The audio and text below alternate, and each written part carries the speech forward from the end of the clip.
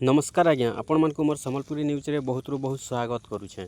आज भिडियो रे जानमा आसुन सीएम किसान रो परवर्ती किस्ती विषय रे। आपण माने जानि सारिछन आज्ञा सीएम किसान रे सरकार वर्ष के दुईटा किस्ती देउछन। प्रति किस्ती रे 2000 लेखा देउछन और चासी मान को 12500 टंका तीनटा किस्ती रे देउछन। तो आपण माने जानि सारिछन 2026 रे गुटे किस्ती मिली सारिछे आ गुटे किस्ती के आपण माने वेटिंग करिछन।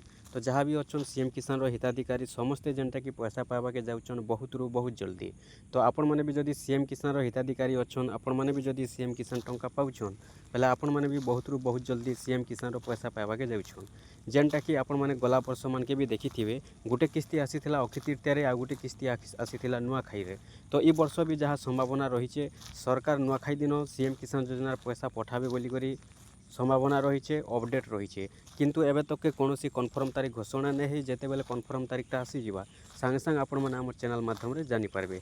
एबे जेनटा कि अपडेटटा रही संभावना रही आशा करा जाउछे जे नुआखाई रे सीएम किसान योजना पैसा देबे सरकार बोली करी अपडेटटा रही।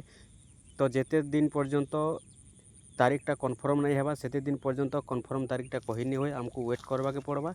जेन दिन कन्फर्म तारीखटा आसीजा सांगे सांगे आम आपण मानकू जणै देमु।